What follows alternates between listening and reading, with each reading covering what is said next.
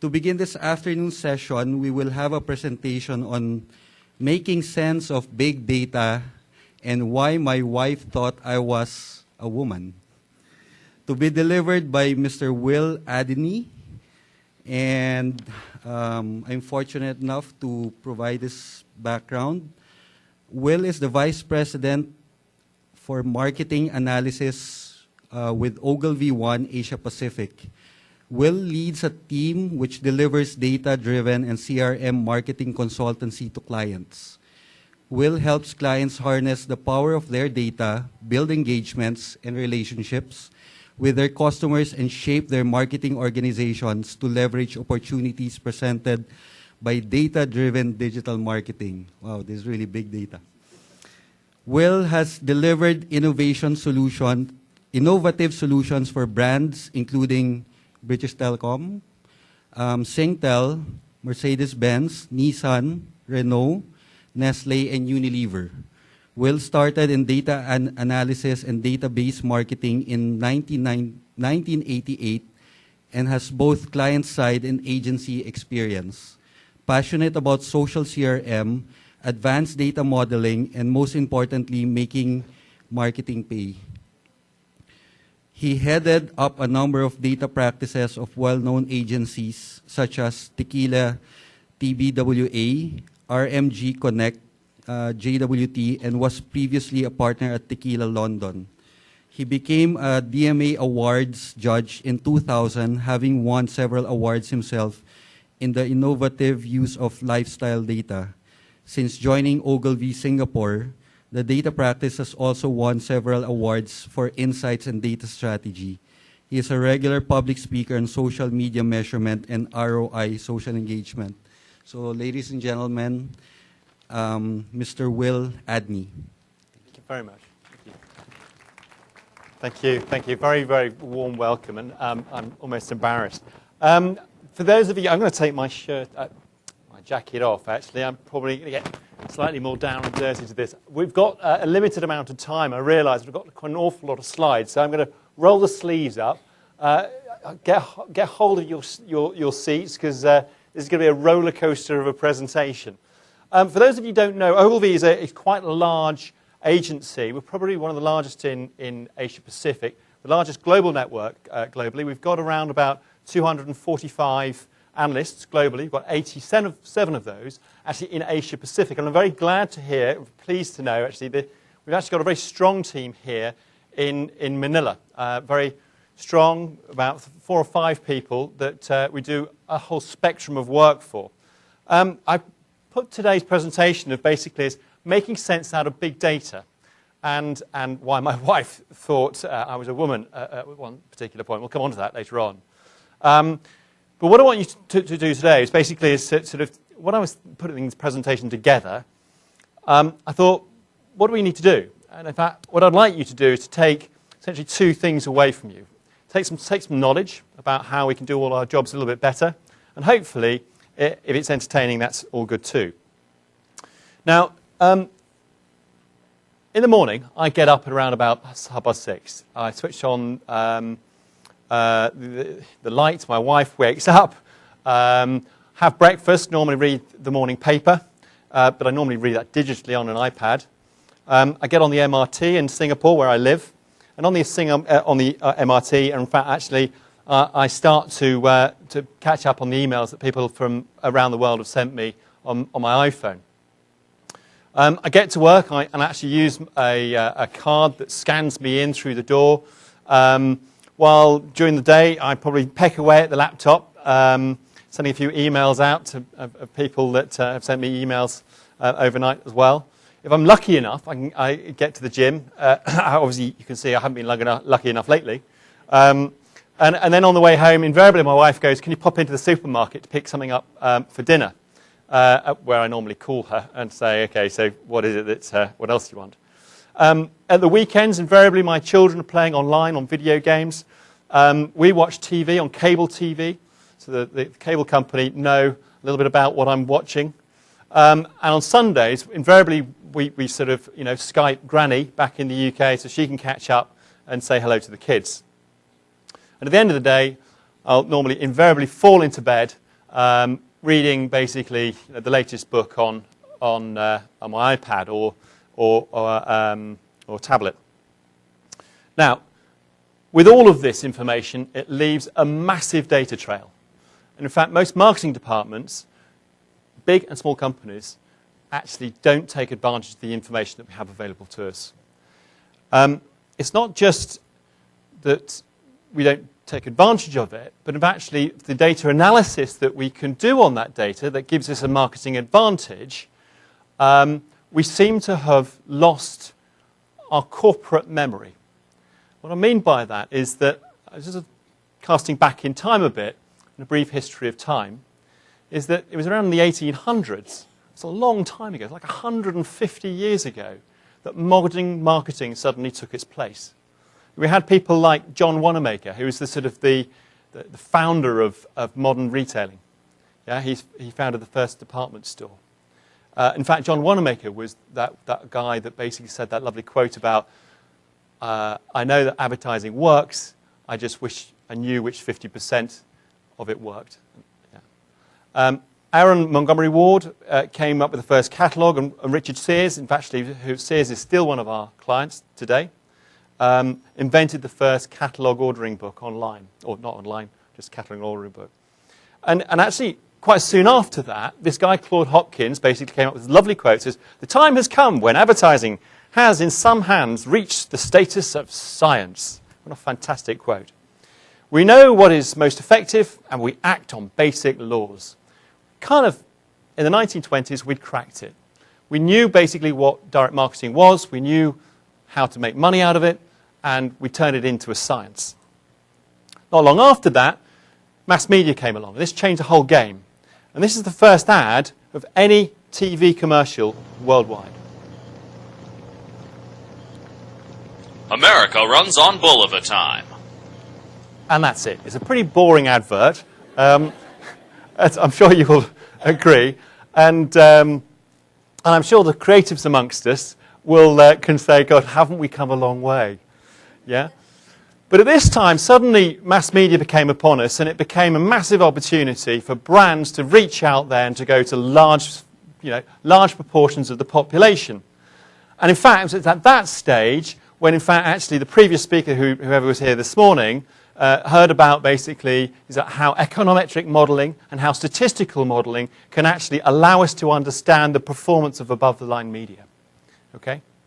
So it's all kind of doable. 1950s, that's what happened then. 1990s, yeah, a huge explosion in computing power. This is when I came into the industry.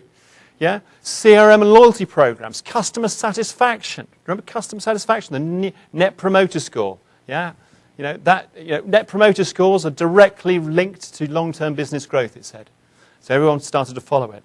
Customer value management, key components of CRM. Segmentation, RFM analysis, recency, frequency, and value. Yeah, and long-term value customers. Yeah, all of these sorts of understanding, all of this sorts of intellectual property, the know-how of basically getting to marketing to work for us, yeah, seems to have been invented and then subsequently lost. There's very, very few people these days that do things like econometric modelling. Now, the previous speaker this morning, when he was talking from Millward Brown, when he was talking about econometric modelling, it's all very high-end stuff, yeah, for very big brands. But, well, 20, 30, 40 years ago, everybody was doing this sort of simple forms of analysis, not necessarily to the same extent that Millward Brown was talking about earlier on. And then comes the digital age. The digital age is upon us and has been for, well, the last decade. Yeah? Closed-loop marketing, as we call it. We have media. We know which media people have seen. We can track them across the internet. We can basically is to stop our advertising when we know that they've seen too much of our advertising and they're no longer likely to convert. Yeah? So it's precise shopping behaviour. We can track people who come to our websites, and we do an awful lot of that at Ogilvy. And we can see from the media we put out there how far down the road in terms of sort of the thank you page, yeah, how many people get to that stage. Theoretically, we should be able to do this on and offline, really tied up. We should be at marketing nirvana, yeah, if we were doing things properly. But we seem to have lost this, what I would call the corporate memory. This is what CMOs think. A lot of sort of talks of the last couple of days about what CMOs and CEOs think about. This is a study that was done for one of our clients, IBM. We did a lot of work with IBM. And there's a study that was recently done towards the end of last year. And the four things that CMOs are worried about is the big data explosion, social media, the growth of channels and devices. Yeah? This is why this particular subject and this particular conference is actually spot on for what's happening at the moment. Yeah? And the shifting consumer demographics. It's not just CMOs who are talking about that. We believe that consumers are also basically changing their expectations.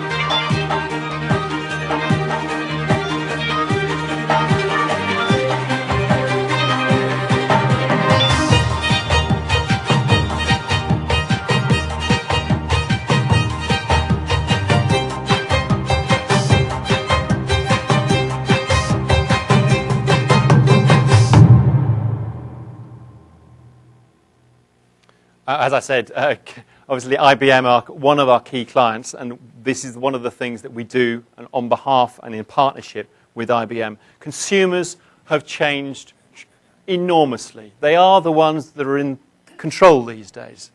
But in order to make sense of them, we need to know what data to get and how best to use it.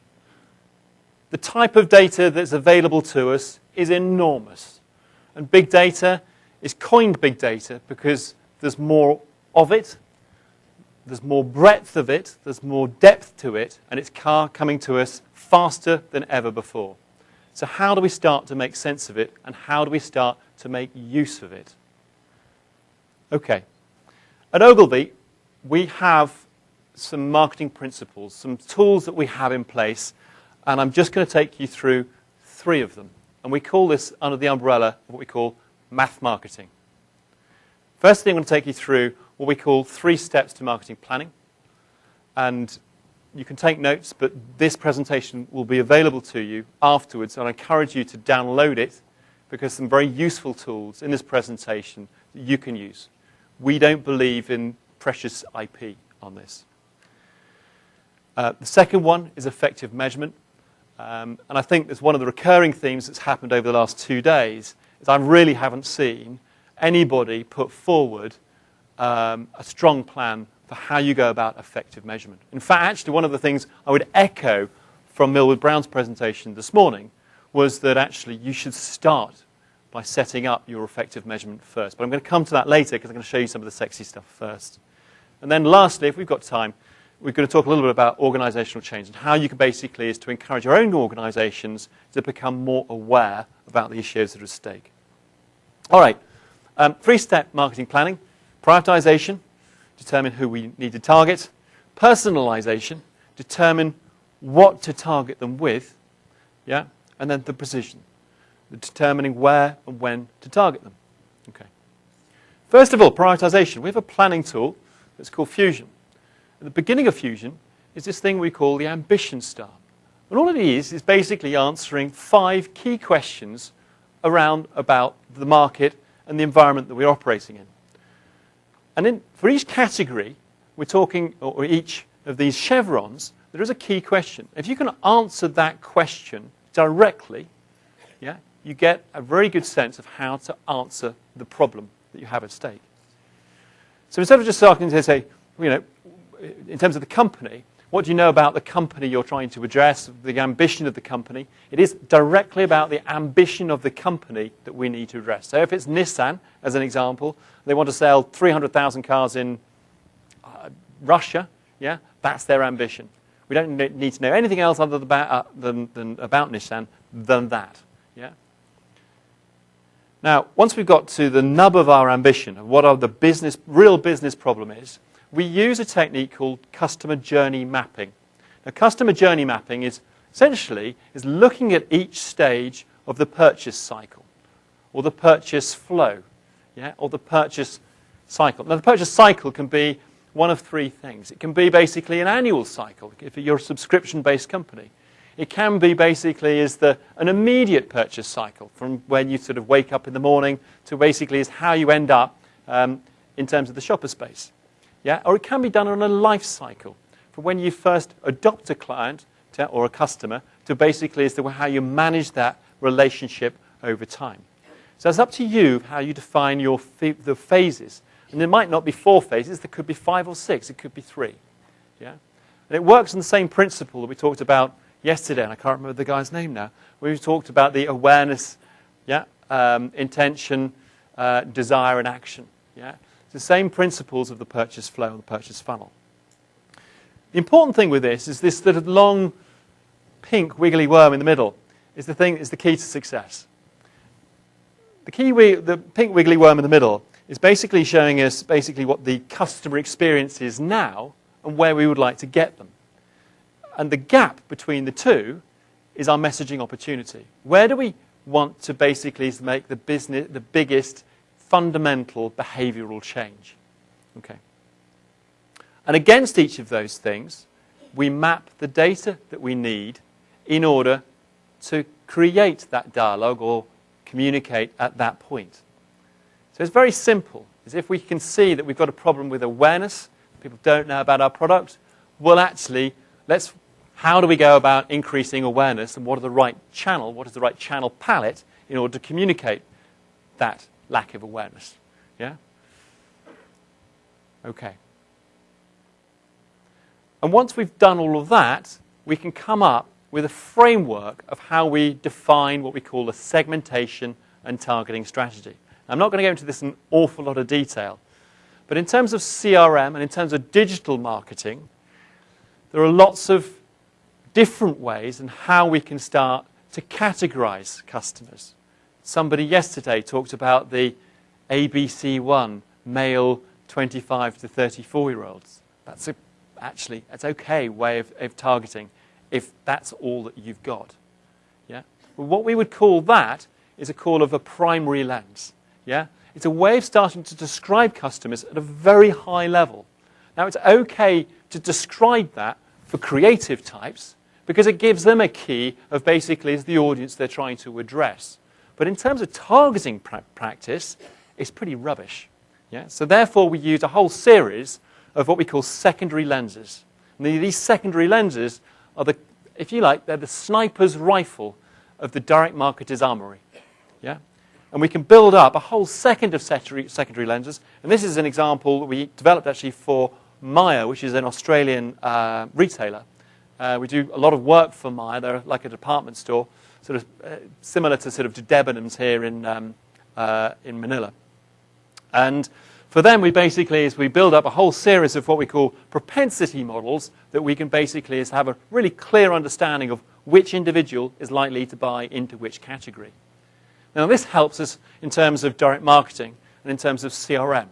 It also helps us understand their entire customer base and the entire opportunity out there. So which products or which categories that should be promoting at any time during the year. But it all sounds incredibly complicated, doesn't it? But in fact, actually, for most of our clients are really, really stepping into this for the first time. So what we always suggest is creating what we call a stairway to heaven. A stairway to heaven is quite simple. It's learning in stages.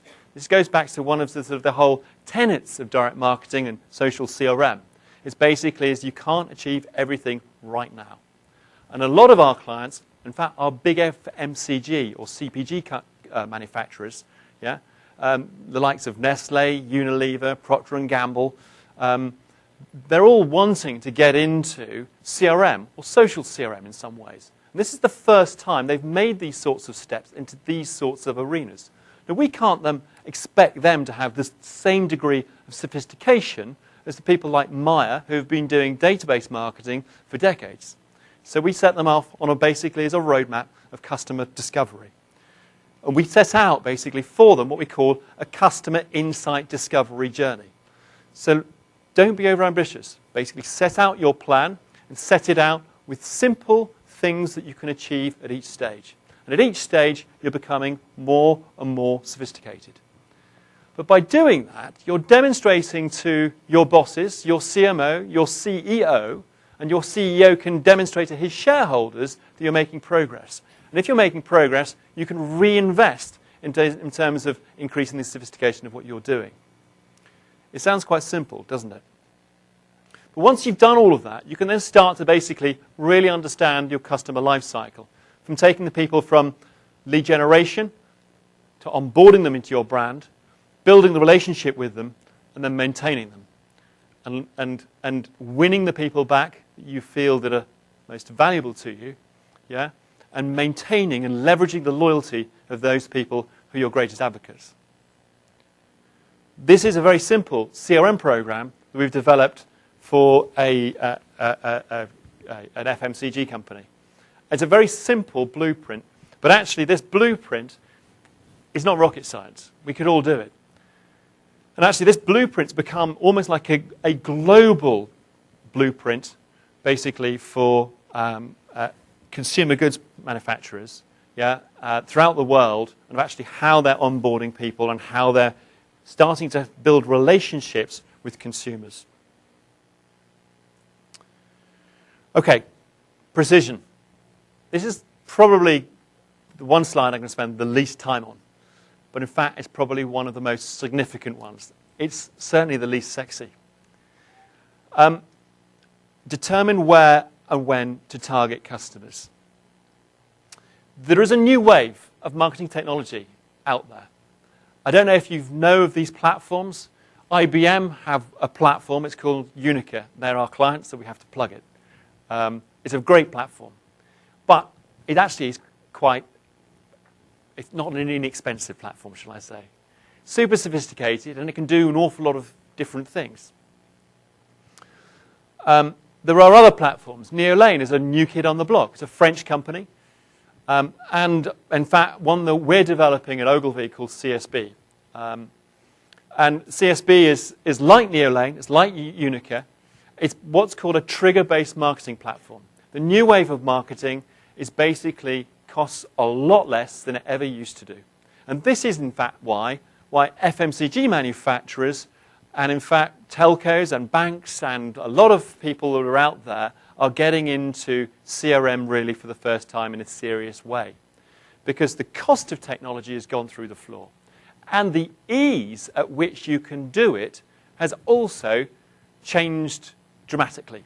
Everybody can do it, and it's very easy. In fact, with all of these things, you can set your CRM program or social CRM program up and just let it run.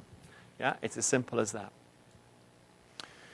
And the key thing with this, the thing that we've really found out, is that the speed at which you respond to a prospect these days is directly related to the likelihood of that individual actually buying from you.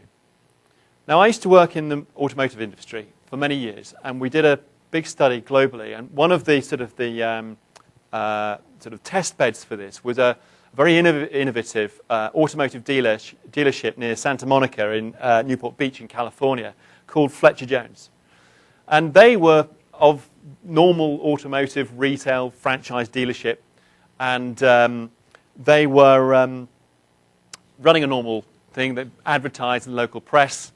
People would either call in or make a request via the internet, and their sales staff, in the due course of things, they'd come in on a Monday morning, see which prospects or hand raisers that they'd got, and then they'd send them a brochure, and then wait for the customer to either to walk in or call them.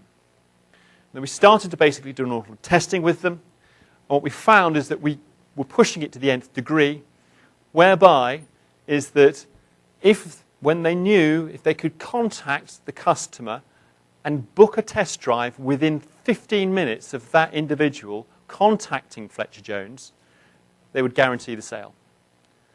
Now, for most automotive manufacturers, and I'm sure there's some in the audience, that's a huge deal.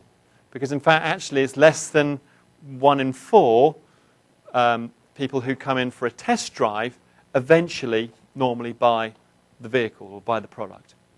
Yeah? So if you're closing every sale, yeah, you've transformed your business. What we've found in terms of modern marketing, it's the same way. The speed at which we can respond to the consumer is directly related to the likelihood of purchase. Okay, big data. Big data isn't new. Big data has been around for decades, if not forever. It's just the fact that actually us as companies, us as operators of marketing, have now got the technology to access it better. As I said before, technology has become cheap. And big data doesn't necessarily mean huge amounts of complicated marketing problems. I'm just going to click on this. This is a real example of what we did for Myer, the Australian retailer that I mentioned earlier. This is what's called market basket analysis. It sounds terribly complicated, doesn't it? Now, all that market basket analysis is doing is saying, if you bought a, oh God, it's a bit saucy, isn't it? Ultralight lingerie, yeah, what else are you likely to be going and buying with it? Yeah? And actually, this is actually real results. Okay, we haven't anonymized them, and it is a bit scary that your grandparents are buying lingerie as well, which is that's funny. It's a dark picture in my mind's eye. But this has basically allowed us to say to Myer in a very simple way, like you go onto a website and go, okay, you've bought this thing, and then the website will recommend other products you can buy with the product that you're about to buy. It allows us to do product bundling. And the maths behind this is really simple. Everybody in this room could do it. In fact, when I actually sort of said to this analyst we were starting to work with, now this was using a lot of big data. This is using 221 million transactions. Okay? This is really big data. But don't be intimidated by it. Do not be intimidated by it. Because you can do this, yeah, or something similar to it, in Excel. And if you're interested, I'll sell you, I won't even sell you, I will give you the Excel spreadsheet that will allow you to do it for yourselves. It really is that simple. So if you're actually operating your own website, operating your own CRM program, yeah, you can get into market basket analysis. Okay? And big data represents a massive opportunity, and in a really innovative way. We're working with some telcos around the agency, around the region, and I was actually really excited by this. We're getting to this new thing called geo-ring fencing. Now, I don't know if you know what geo-ring fencing is. It's basically is if you've got a mobile phone, yeah, and you're passing in front of Starbucks, yeah, we can now the signal from your phone is picked up because you're in front of Starbucks, and Starbucks will send you a message to go step inside. As a valued member of Globe or whoever you are, you get a 10% discount off a latte. Yeah, fantastic stuff. And in fact, actually, I was so impressed by this stuff. We were starting to work with it with IBM and developing some really clever stuff. And for mobile phone companies, doing things like, if you've got a prepaid contract or prepaid phone, yeah, like a lot of people do, a lot of people who've got prepays are savvy people, yeah? So they basically know the deals that are out there, yeah? And as soon as the next good deal comes out, they'll strip out the SIM card and put in the other prepaid chip that they've got from the other telco provider. And there's a way in which we're actually tackling that. Because we can actually tell when somebody pulls out the SIM card, yeah? And we know that because they've pulled out the SIM card, depending upon where they are, that they've gone onto another network. Okay? And the clever thing is that because we know what their email address is, and we can't SMS them because they're no longer on their own network, is that instantaneously, now, right now, marketing in the now, if we send them an email going, come back, because we've got a better deal for you, take the strip out, the SIM card you've got, we'll award you with some time, yeah, but don't go away. Yeah? It's really clever and powerful stuff. Now, I was really impressed by this, and we developed some sort of some analysis that allowed us to basically also monitor the GPS signal that comes out of the phone. And actually, we can tell these days that if 4 times out of 5 at between 9 and 10 in the morning, or perhaps 10:30 in my team's time, is that if 4 times out of 5 during the week, that we know when somebody's at work, that their place of work invariably. Yeah, we know. Conversely, is that if somebody at 4 times out of 5 during the week, or 5 times out of 7 during the week, at 6 o'clock in the evening are at a particular location, we can basically say that they're at home. And we know if we can target people within just after 20 minutes of arriving at either of those 2 locations, they're more susceptible for receiving a message. And I was really chuffed by all of this know-how. And I went home and I relayed this to my wife. And my wife was my wife. We used to work together, and she works for a big data organization called Experian. They're very good, and they're just doing also a lot of innovative work with big data. Now, I don't know if you know these phones, but they've got things called an accelerometer. I'm not sure if you can see that at the back, but when you change the phone, obviously the image of me and my daughter turns around. And my wife was basically saying is that they've taken all of the mobile phone data for India, yeah, and they've devised a way that they can tell from your phone, because all of this accelerometer information is apparently broadcast, it's transmitted back. I didn't know that, but they found a way in which you can detect of whether or not if somebody is male or female. And I thought it was genius. I said, well, how do you know that? And she went, well, it's to do with this. I said, what do you mean? She says, it's handbags. And I thought, when somebody's on the go, and you can know that from the GPS information, yeah, and the phone is doing that, and the accelerometer is doing that, they now know you're a female. Whoa. So anyway, the next day I was recalling this to my boss, Lucy, and she made me stay late, and I had to rush home, and I left the office in a bit of a hurry, and I was running towards the taxi like this, and I just thought, oh my God, my wife now thinks I'm a woman, because anyway, so that's where my feelings are. But I went home, and I suddenly realized, I said to my wife, how are you using it? You can't be that accurate with this information, because I just ran for a taxi, and it's not, and she went, well, it gives us a likelihood of somebody being female, but it's not a certainty. And it suddenly occurred to me is, in fact, actually, that not all big data is useful. That information is very interesting, isn't it? And in fact, it makes a great anecdote for an event like today. But that's pretty much as far as it goes in terms of its use. We can't really use it much further than that. So you basically have to be very conscious about the data that you're using and how you use it and how you apply it. But there is one piece of big data that I want everybody in this room to understand. We've just taken, in fact, I'm not sure if the guy from Hillwood Brown knows this. We've just taken 725,000 pieces of information from Millward Brown, from their global study, and actually reanalyzed it. This is information that they gave us, but insights that they don't know. You're the first audience to have heard this information outside the senior management of Ogilvy in New York. But the headline news is that social really works. Yeah? When an audience is socially engaged, their loyalty score, yeah, and I'll come on to what a loyalty score is in a moment, the loyalty score can on average, goes up around about 500% or 400% in actual fact. 400%. Now, a loyalty score is directly related to sales and long-term business growth.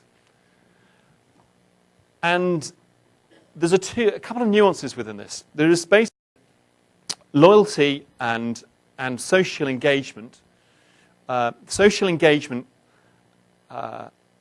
in terms of its impact and in terms of its reach and people's likelihood to engage in brand, is almost directly correlated with developing nations. Yeah? Nations on the go.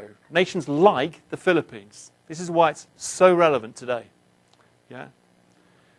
The other markets that it works well in is Brazil and Mexico, and to a degree China as well, and Indonesia. There's a parallel there. Yeah?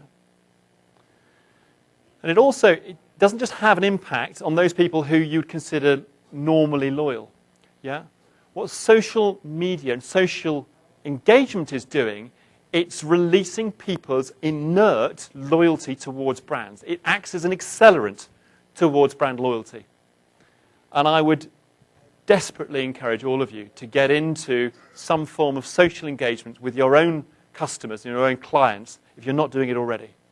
It has an enormous impact. And the opportunity is right here in Southeast Asia. Just an example of this, if we've got time. This is what we're doing. Nestlé has always recognised the important role that Thai women play in keeping the family healthy and happy. Women like Ni, who's new to married life and cooking, and Wan, a mum with young and active children. In the past, Nestlé reached out to Thai women through email and direct mail. But it was challenging. Building direct relationships with so many people required a huge investment for an FMCG with no direct sales channel, and returns were far from immediate.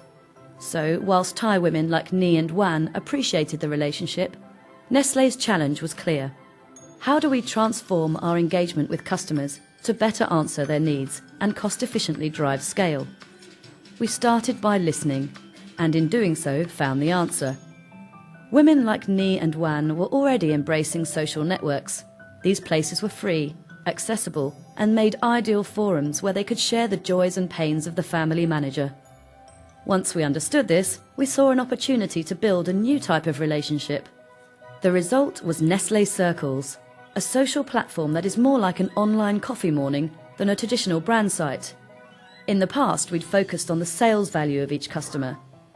With Nestlé Circles, we're focused on growing and valuing consumers' advocacy by rewarding women for their engagement with health and wellness content and exclusive brand experiences across multiple Nestlé brands.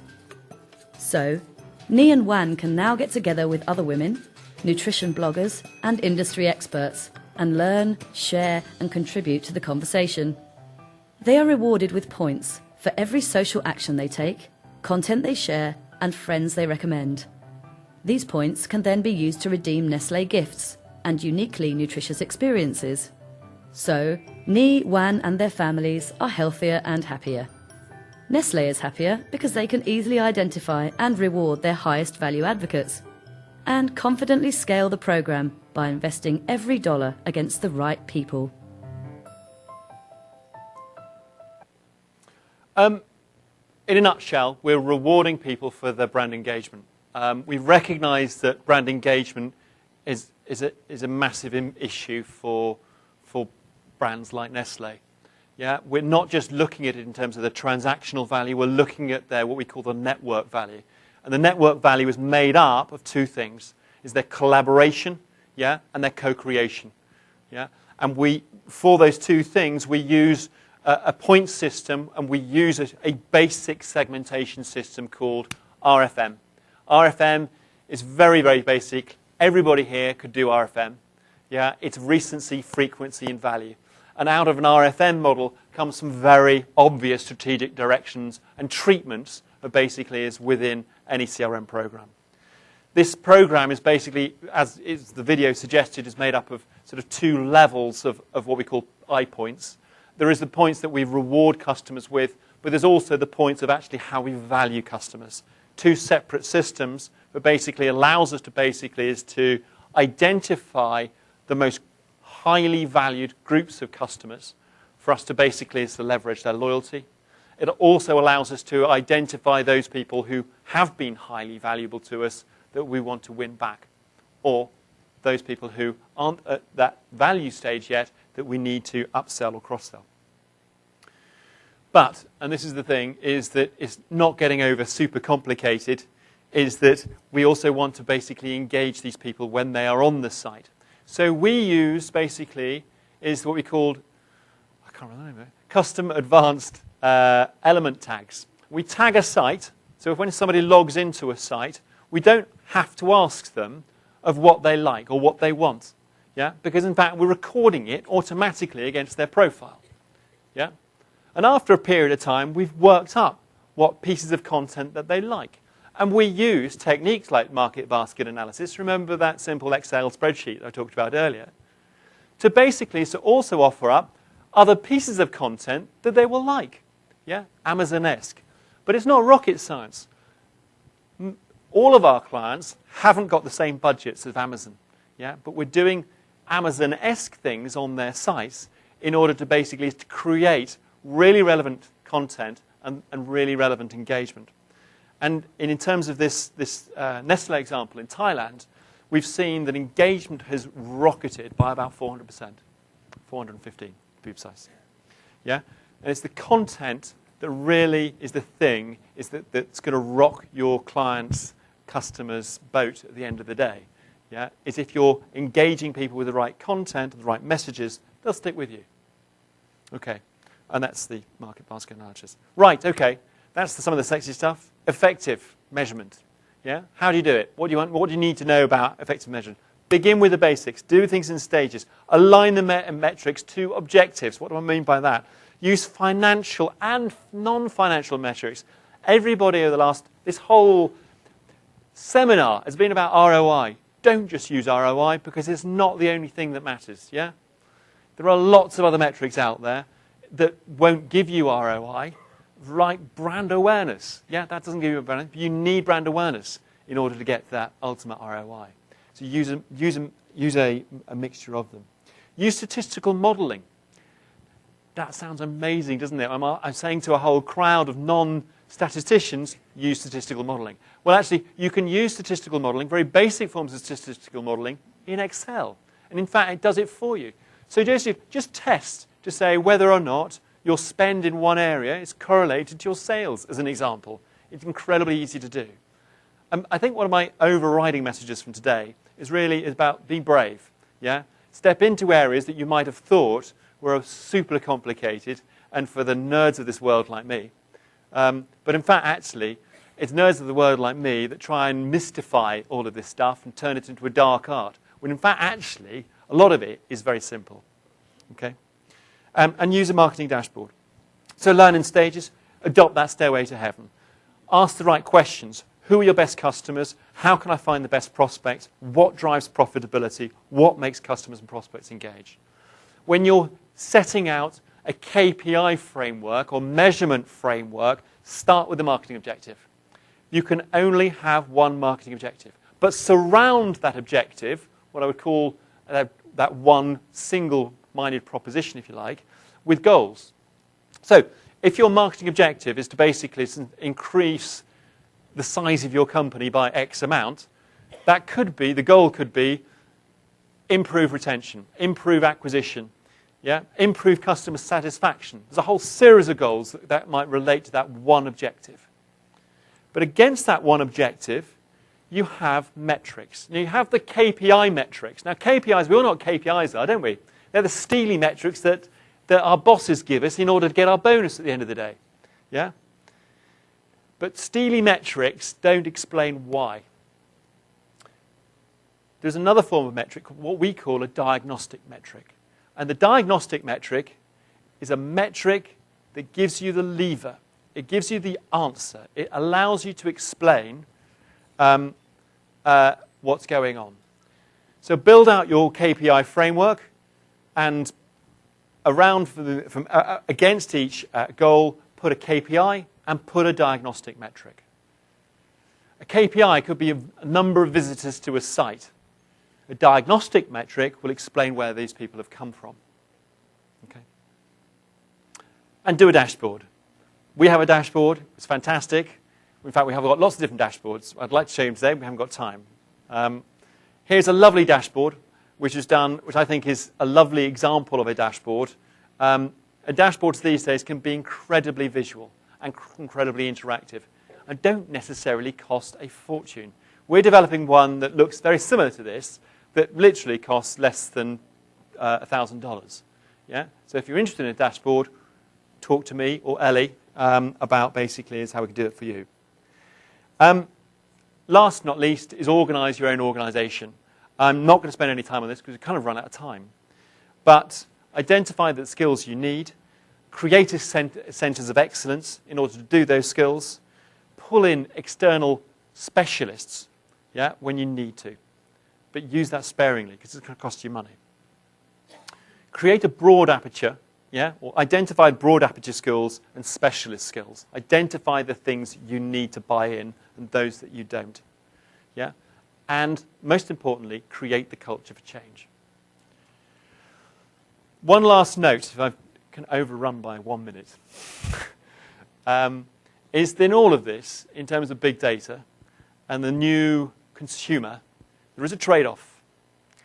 There's increased skepticism and cynicism of consumers to provide personal information. And it's incumbent upon us, as the brand owners, as the guardians of marketing, to do good by the consumer. Because if they don't, they're going to come and bite us in the ankle at some stage. So be conscious that we have to create what we call the data value exchange. It's the quid pro quo. We have to prove to the consumer that the information that we get from them is being equally rewarded by something we give back to them. I have a great example. This presentation will be sent out to everybody. And if you click on that IHG thing there, there's a great example of an interactive and very fun questionnaire that demonstrates at each point of where we're asking somebody a question is how we're using the information. It's very transparent, and how they will get rewarded for the information that they provide us. So treat this with care and respect. And advertising-supported media is not going away, but it's getting better. And consumers are in charge. Consumers are in charge. You saw that video earlier on. It's upon us. But we need to treat them with respect, and we need to educate them towards the value exchange. In summary, the 3 steps to planning are the prioritization, personalization, and precision. Effective measurement. Start simple. Do things in stages. Remember the KPIs. The steely metrics of the KPIs and those diagnostic metrics. Split them out. And organization. Organize your companies in order to do best by big data. Don't be intimidated by data. It's a great opportunity, but try to avoid the mistakes at the same time. Thank you very much indeed.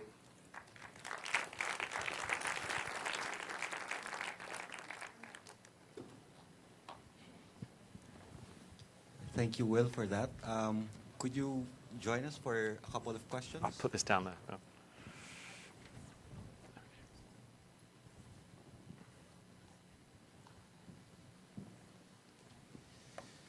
At this point, we're open for questions from the audience. Anybody wants to throw the first question?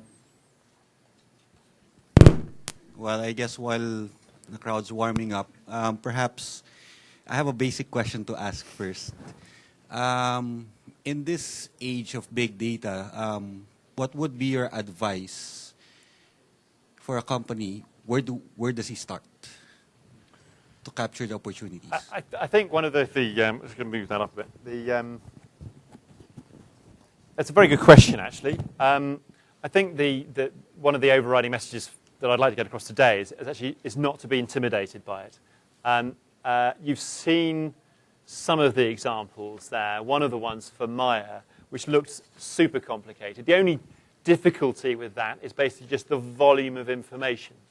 But actually, if you've got a small website, there were some guys talking yesterday about in the round table meeting about some guys had nicked each other's content and stuff like that. Clearly, they got small websites, small e-commerce sites.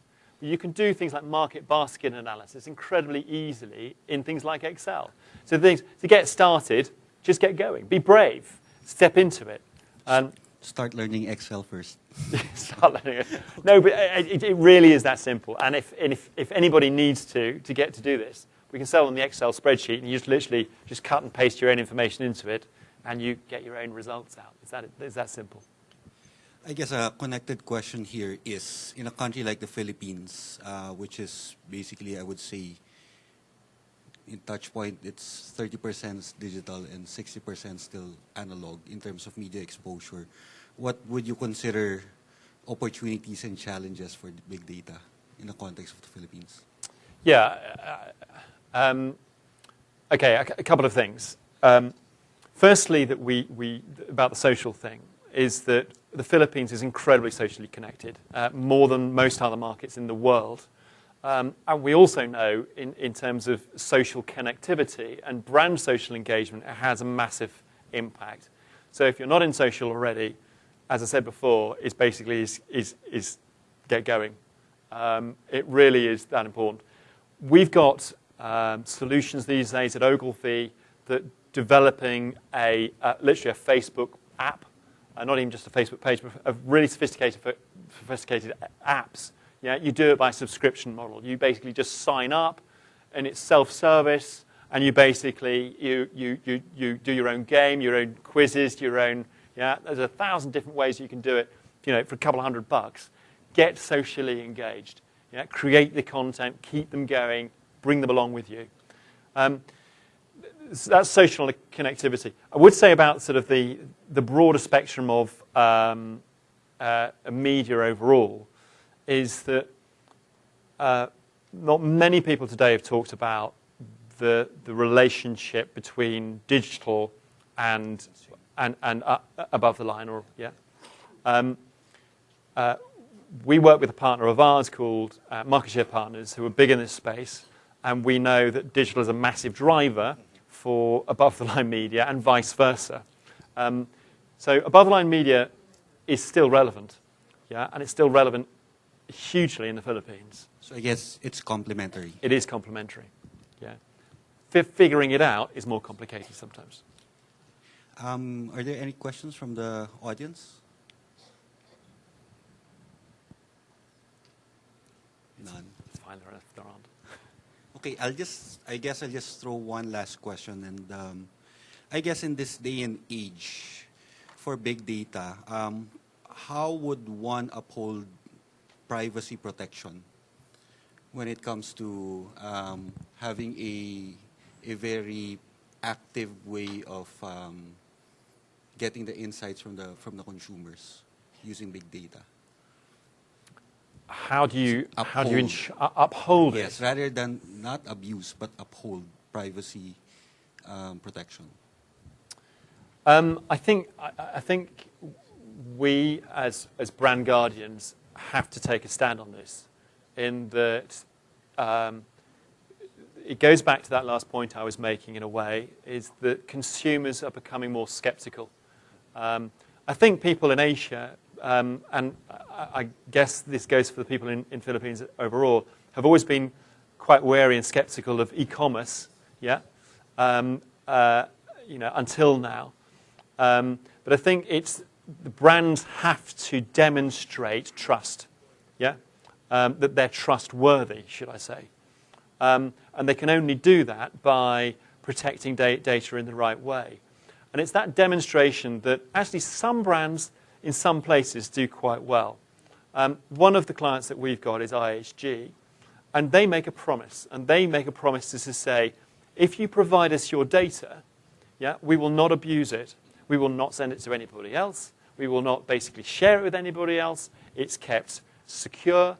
But most importantly, they will not abuse you with their data. What I mean by that is that they make a promise, is to say they will only send you the things that they believe that will make you happy. So they have your best interests at heart, and they repeat the message time and time again. And it's brands like that, brands like IHG, who do that repeatedly, win through, yeah, by having integrity and demonstrating their integrity with the data. I'm just trying to read a Twitter wall and see if there are other questions for you. What measure do you think is critical for a life insurance campaign in Facebook? We have 70,000 fans but generate minimal sales. I guess that's for this discussion. We've kind of moved on from fans in a way. There was a big sort of impetus and enthusiasm for collecting fans about 18 months or 2 years ago. We prefer to talk about engagement and engagement measures. And that's when you see people keep coming back, yeah, again and again and again, and consuming the content that you might want them to be interested in. Yeah? The bias these days of power and control is on the consumer side. So we have to respect that. So it's not just sort of putting your net out there like we used to with above-the-line media and swapping it in. It's basically treating each individual customer as an individual and nurturing them along with you. Yep. Any there, Connie? Hi. This is just a comment. So I'm a fan of Ogilvy math marketing, but like, for example, my challenge is pulling the data and making sense out of it. That, for example, like, I have an e-commerce client. I have social data, I have web data, but, you know, like the Meyer case, how do I integrate that digital data with the transactional data in the store, in the physical store, and the online store, such that I get a picture of who the customers are of my client, what they buy physically versus what they buy on the online store, and for what purposes. And that's data that I would really want to have so that I can better target them. But it's like, it's many little analytical tools, but it's not, you know, and not all of these small clients or all of our clients can buy, you know, an IBM. No. Actually, I mean, this is why when we talk about our social platforms, that we've now got 3. We've got Unica, which is our IBM partner. We have Neolane, which is a very good platform as well. And we have CSB. And CSB it's actually purely targeted for kind of small retailers, small restaurants, outfits, that sort of stuff. So we have sort of solutions for every pocket. In terms of sort of actually how you pull the information together, it doesn't necessarily cost money. You know, Google Analytics is free. Yeah. You know, the offline transactional data. Nearly all of the work that we do these days, we have really serious analysts in Ogilvy. Yeah. And they've got big, serious, very powerful analytical tools like SAS and SPSS. But nearly all of the work they do these days is in Excel. Because Excel itself is, I sound like a Microsoft salesman, doesn't it? But actually, it's become so more easy to do stuff in Excel. It's so more powerful than it used to be. It's very easy to do. And I think, you know, like you, actually, we've got similar problem very recently. We've got sort of data from different areas, different sources. And we're doing an internal project for ourselves. And the challenge that we had with that was basically just making sense of information that you tie things together. And just as a top tip, is that you're always looking for what we call bridging variables, of information that you can just have how tie different sources of information together. Yeah, I think my comment on the challenge here in the Philippines would be like, for example, transactional data in the store. It's not necessarily digitized information, so it's a bit challenging to get that data in terms of linking it to the purchases, for example, to a person. Yeah, unless you've got an in-store loyalty program, it's difficult to do. I think it's also, don't be too ambitious about it, in that recognise that, in fact, actually online behaviour and online purchasing behaviour is very, very different to in-store purchasing behaviour. I'm not sure if I should tell you this, but one of my analysts, actually, he was the head of analytics. Previously, he was head of analytics for a company called Arcadia. And Arcadia, they're well known for brands such as Topshop and Topman. I don't know if they're here. I think they are. I think I saw them yesterday. And they also used to own, I'm not sure they do anymore, Debenhams, which I know who are here. And he was looking at their online behaviour, and particularly shoes. Yeah. And they analysed the off-site shoes, and in terms of stocking the stores, it went from a women's size 3 to a size 7 or something. But then the on-site purchase behaviour, there were two very distinct groups of sizes. There was the 3 to the 7 stilettos, and then suddenly there were sort of these 11s and 12s stilettos, which were being purchased peculiarly by men. But which obviously those men were preferring to buy online because it was perhaps more discreet, perhaps, than walking through a department store in high heels. Okay. So, Thanks. there you go. Do we have time for more questions? Or? Oh, we were told to. So thank you very much, Will, for that very nice presentation. Thank you very much. Thank you. Thank you.